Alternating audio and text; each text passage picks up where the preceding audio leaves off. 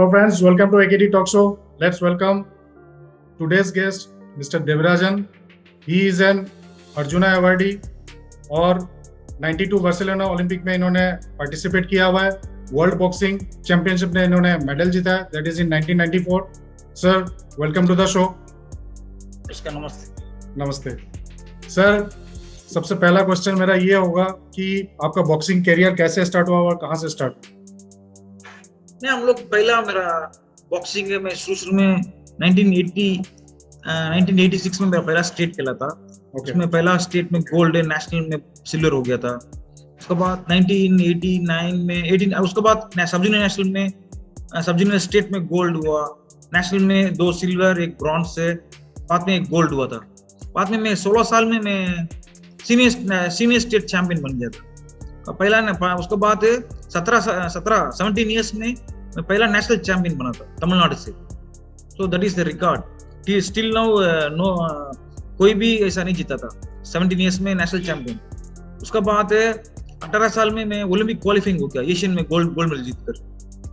उसके बाद मेरा 19th बर्थडे जन्मदिन बार्सिलोना ओलंपिक्स में ही मैं बनाया था. वो भी उन लोग ऑर्गेनाइजर हमको बनाया था. उसके बाद 19th ओलंपिक्स में मेरा बैड लग के पहले ही मेरा क्यूबा से हार गया. उसके बाद 2 साल के बाद मैं 1994 में वर्ल्ड कप मेडल जीता था. उस टाइम में वर्ल्ड कप में मैं यूक्रेन बॉक्सर को जीता है, बाद में पोलैंड बॉक्सर को जीता है, मगर बाद में मंगोलियन बॉक्सर को जीता है. उसके बाद में 7 गेम्स में मेडल जीता है. क्यूबा में 2 बार में ब्रॉन्ज मेडल जीता है. किंग्स कप में मेरा ब्रॉन्ज है. प्रेसिडेंट कप में मेरा ब्रॉन्ज है. साउथ एशियन गेम्स चेन्नई में होता है, उसमें गोल्ड है. बाद में ऑल इंडिया OMC इंटरनेशनल में मेरा सिल्वर है. मैं तुर्कमेनिस्तान किर्गिस्तान बॉक्सर को मैं जीता है. सो ऐसे ही मेरे को 1995 में मेरे को अर्जुन अवार्ड मिला था. उसके बाद मेरा इंडियन रेलवे बेस्ट स्पोर्ट्समैन भी मिला था मेरे को. बाद में तमिलनाडु बेस्ट स्पोर्ट्समैन भी मिला है. सो ऐसी बाद में 1996 में हम लोग पहला बैच है, मैं और धर्मेंद्र यादव, राजकुमार सांगवान तीनों लंदन में प्रोफेशनल खेलने गए थे. तो प्रोफेशनल में हम लोग मैं तो 3 फाइट खेला है, धर्मेंद्र ने 6-7 फाइट खेला है. सो उसके बाद मेरा नी इंजरी हो गया बोलकर मेरा बॉक्सिंग छोड़ दिया है. बाद में मेरा कोचिंग भी किया है. बॉक्सर बच्चा बहुत लोग को कोचिंग किया है. मेरा स्टूडेंट बहुत लोग, मेरा 2 भाई है, दोनों इंटरनेशनल है. बाद में मेरा स्टूडेंट्स बहुत लोग नेशनल मेडलिस्ट है. ऐसे कोचिंग में मैं ध्यान दिया था. सो ऐसे मेरा कैरियर शुरू होकर ऐसे ही चल रहा था. अभी तक मैं कोचिंग देता हूँ. चलो को स्पोर्ट्स ऑफिसर है सदर्न रेलवे में, एक नॉर्मल क्लर्क में ज्वाइन किया है. सदर्न रेलवे में स्पोर्ट्स ऑफिसर तक पहुंचा है. बहुत सर इंस्पिरेशनल है और कितना पेन आपने लिया है वो मुझे समझ में आ रहा है, क्योंकि मैं भी एक स्पोर्ट्समैन हूँ. तो सर, जो आपके टाइम में जो इंफ्रास्ट्रक्चर थे और आज के अभी जो है प्रेजेंट इंफ्रास्ट्रक्चर, तो इसमें बहुत ज्यादा डिफरेंस होगा मेरे ख्याल से. हाँ, सही बात है. वो तो आसमान जमीन का फर्क है, जमीन आसमान का फर्क है. क्यों?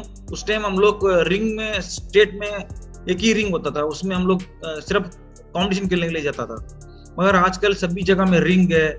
हमारा स्टेट में बहुत रिंग्स है. इवन अभी भी 4 दिन पहले मैं खुद मेरा सदर्न रेलवे टीम को एक रिंग बनाया. अभी बच्चे लोग को उसी में प्रैक्टिस करने के लिए रिंग खरीद कर डाला है. क्यों? हम लोग को सुविधा नहीं मिला है. सिर्फ बच्चे लोग को हम इधर स्पोर्ट्स ऑफिसर आने के बाद यही मेन है, रिंग बहुत जरूरत है बोलकर बना कर दिया है. उसके बाद है इंडियन कैंप में भी हम लोग एक पटियाला में प्रैक्टिस करता था. बहुत छोटा जगह है, मतलब बहुत गर्मी है. शेड में वो एस्प्रा शीट डालकर उसी में करता था. गर्मी में हम लोग करने का बहुत तकलीफ होता था, पंचिंग बैग सभी मारने के लिए. रिंग तो रहता था, 1-2 रिंग रहता था उधर, मगर वो एयर कंडीशन नहीं था उधर. मगर पटियाला में रहने का भी जगह रूम में एयर कूलर पूरा साउंड आता था, बहुत आवाज आता था. उसी में एयर कूलर में हम लोग सोता था. मगर अभी 10-15 साल मैं देख रहा हूँ ऐसे सेलेक्टर में पटियाला जाता था. उधर बहुत सुविधा है, सभी का रूम एयर कंडीशन है. बाद में ट्रेनिंग का जगह भी बहुत लेटेस्ट इक्विपमेंट्स डाला हुआ है, एयर कंडीशन किया हुआ है. उसमें बाद में उस टाइम और एक इम्पोर्टेंट है, उस टाइम हम लोग स्पैरिंग करने के टाइम हमको वीडियो, एक बड़ा वाला वीडियो लेके आकर रिकॉर्डिंग करता था, मगर आजकल सभी अपना अपना मोबाइल में रिकॉर्डिंग करके देख रहा है उसका क्या गलती है बोलकर, कितना टेक्नोलॉजी डेवलप हुआ है। सो इंफ्रास्ट्रक्चर में उस टाइम का अभी का अब कंपेयर करने से बहुत फर्क है, मगर वही एक दुखी बात है, आज का इक्विपमेंट इंफ्रास्ट्रक्चर का इन लोग सही ढंग से संभाल नहीं कर रहे बच्चा लोग बोलकर, हमको एक दुखी बात है। क्यों? उसी टाइम इतना नहीं था, हम लोग इतना अचीव किया है, मगर इतना रहने के बाद भी इन लोग ज्यादा कर नहीं पा रहे। देखना लास्ट 3-4 ओलंपिक में ब्रॉन्ज ही आ रहा है, सिल्वर तक नहीं, फाइनल तक नहीं जा नहीं पा रहे, वही दुखी बात।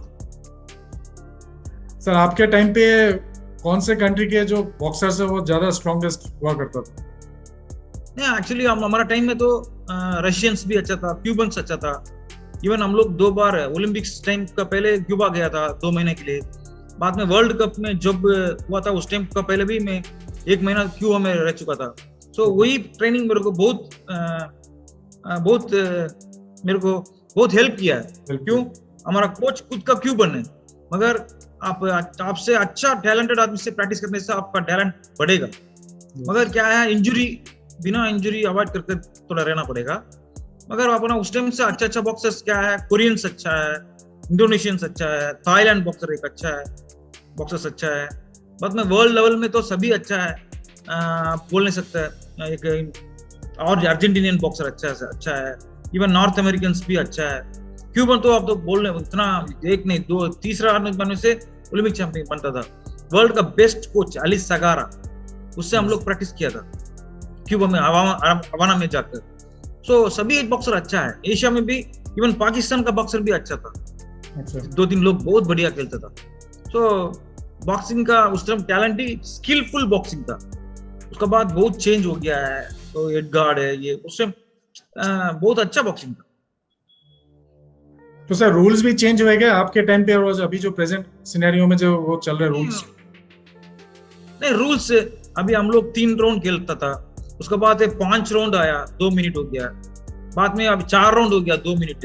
अभी फिर पुराना जैसा है, 3 मिनट 1 मिनट रेस्ट, 3 राउंड हो गया। अभी स्कोरिंग सिस्टम में भी बहुत बदल आकर फिर अभी प्रोफेशनल बॉक्सिंग जैसा बन गया है, 9 और 10। जो जीत रहा है उसको 9, जो हार रहा है उसको जो जीत रहा है उसको 10, जो हार रहा है उसको 9। तो ऐसा प्रोफेशनल सिस्टम में आ गया। अभी पहला तो जो बॉक्सर प्रोफेशनल में जो खेलता था वो अमेच्योर में अलो नहीं करता मेरा टाइम में, इसलिए मेरे को बंद करा दिया। अभी मगर आज जो आदमी प्रोफेशनल में खेलता है वो उसको अमेच्योर में भी मौका देता है। सो ऐसा रूल्स का बहुत बदल गया। मगर ये सभी बॉक्सिंग का बहुत आगे लेके गया। आजकल पहले तो बॉक्सिंग बोलने से इतना लोग नहीं जानता था, मगर आज बॉक्सिंग बहुत फेमस हो गया है। क्यों? जो मैं 94 में वर्ल्ड कप मेडल जीता था, मेरे को कोई नहीं जानता था, मगर जब विजेंद्र ने मेडल जीता सभी ढूंढने लगे, अरे देवराजन भी एक वर्ल्ड कप मेडल जीता है बोलकर। सो देखना आपको कितना फर्क है। जब आदमी वर्ल्ड कप मेडल जीता कोई पूछा नहीं है, मगर ओलंपिक में जब विजेंद्र जीता है उसका बाद सभी मेरे को ढूंढने लगा, अरे एक आदमी को है वर्ल्ड कप में मेडल है, कैसा लिया? तो बहुत लोग पूछ लगा तुम कैसा लिया उस टाइम में? अरे खेल के ही लिया, मेहनत करके खेल के ही लिया बोलकर मैं बोलता था। ऐसी मजाक मेरे सभी मेरे दोस्त लोग थे, जो प्रेस वाला पुराना वाला। तो सर अभी जैसे आपके एकेडमी में कितने बच्चों को आप ट्रेनिंग देते हैं? अभी एक्चुअली क्या है, मैं 2012 तक में मेरा इधर क्लब चलता था। उसके बाद मेरा स्टूडेंट लोग उसमें देखने लग गया। मैं अभी थोड़ा रेलवे में थोड़ा गेस्टेड ऑफिसर है, स्पोर्ट्स ऑफिसर है, मेरे को सिर्फ बॉक्सिंग नहीं है, उसके साथ 25 गेम मेरा देखना पड़ता है, वेलफेयर देखना पड़ता है। तो इसलिए मैं सैटरडे संडेज में जो भी बच्चा इंटरेस्टेड है उसमें सिखाता हूँ। ज्यादा टाइम दे नहीं पा रहा हूँ बॉक्सिंग को, मगर जो वेलफेयर है, जो रिंग बनाना है, उनको जो भी सुविधा दिलाना है, उसमें लिए मेरा तरफ से मैं पूरा कोशिश कर उनको दिलाता हूँ।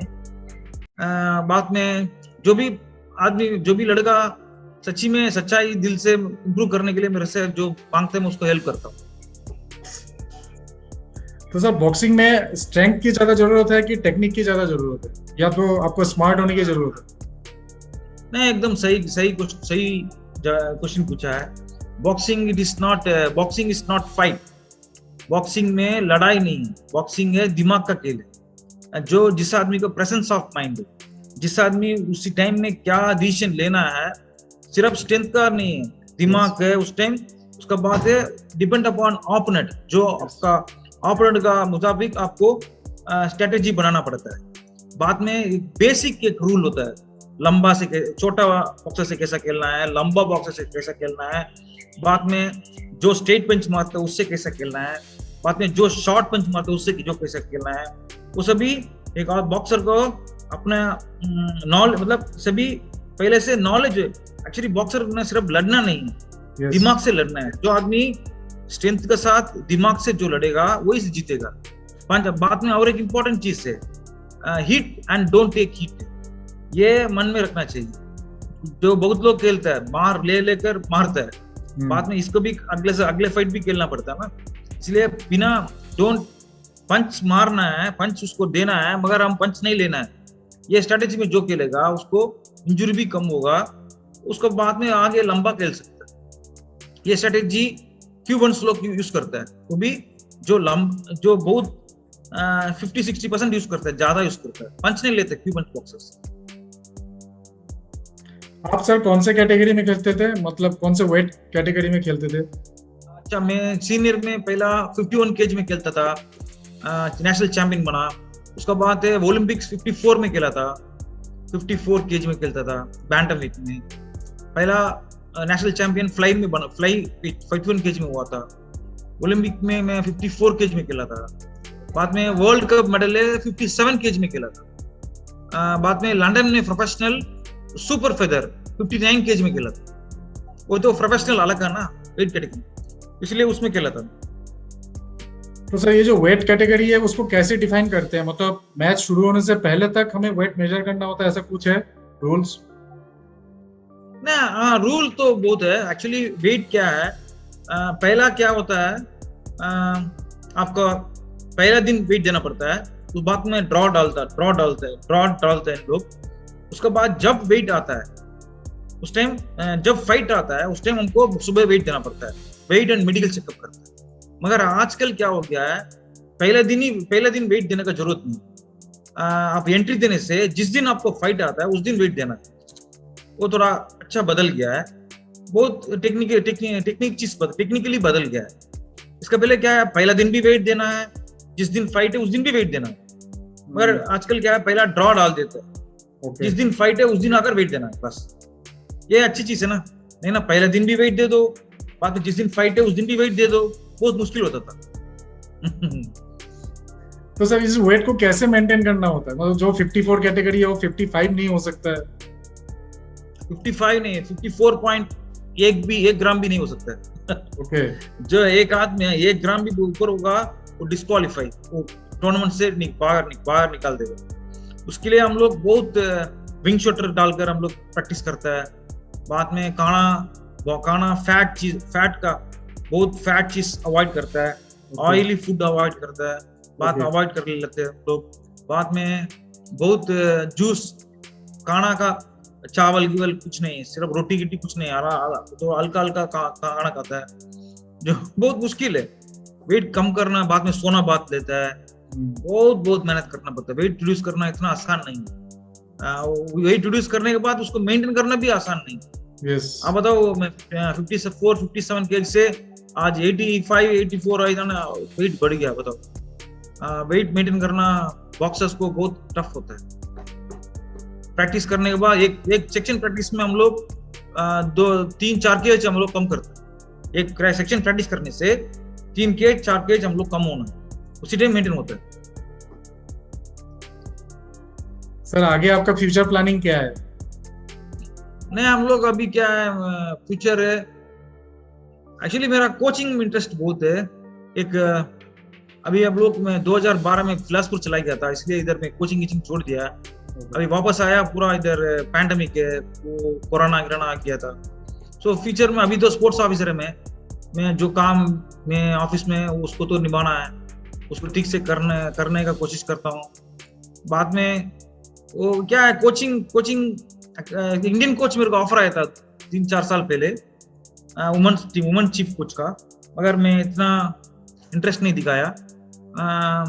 ऐसा फ्यूचर में ना इंडियन कोच का मैं एक बार एक बार 2-3 साल के लिए ट्राई करेगा मैं ना, उसके बाद में इधर कोचिंग सेंटर मतलब अच्छा एक अकेडमी रखेगा बॉक्सिंग का। क्यों जो आदमी ना कोचिंग पहला किया होता ना, उसको जो भी चुपचाप नहीं रह सकता, जो अपना जो भी मालूम है वो दूसरों को सिखाना है। वो भी सही ढंग से सिखाने से मेरे को इतना कॉन्फिडेंट है, मैं किसी को भी सिखाया ना वो अच्छा बनेगा। क्यों? बेस इंपॉर्टेंट है। आजकल क्या है, कोचेस क्या है, बेसिक नहीं सिखाते, बाद में ट्रेनर नहीं बनना, उसको हमारा नॉलेज है ना उसको पूरा दिमाग देना है, उसको भी दिमाग वाला बनाना है। उसको मिशन है। आजकल कोचेस क्या करता है, उसको कुछ नहीं सिखा, उसको दिमाग नहीं, इंटेलिजेंस नहीं सिखाता है, सिर्फ ट्रेनिंग देता है, ट्रेनर रहता है। ऐसा नहीं, किस लिए ये करने से ये होगा, ये करने से ये करना है, उसको कनेक्टिविटी सिखाना है। सो वो बहुत इंपॉर्टेंट है। मैं देखता हूँ बहुत लोग को जो अच्छा है उसको मैं बताता हूँ। क्यों? मैं ऐसा नहीं है किसी को बताना है, मैं किसी जो भी अच्छा बॉक्सर देखता हूँ उसको और इम्प्रूव करने के लिए जो भी मेरे को मालूम वो बताता हूँ। क्यों मैं क्यूबन से भी सीखा था, रशियन से भी, मैं रशियन बॉक्सिंग कोच को भी मैं ट्रेनिंग लिया था। सो दोनों एक्सपर्ट्स है, वर्ल्ड का बेस्ट कोच है अलेक्स सागारा, उनका अंडर भी मैं एक महीना में ट्रेनिंग लिया है।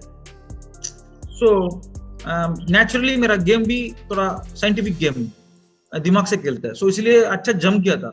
अभी मैं किसी को भी सिखाता हूँ ना, वो डेफिनेटली वो पंच नहीं लेता है, बिना पंच लेते हुए जीतता है।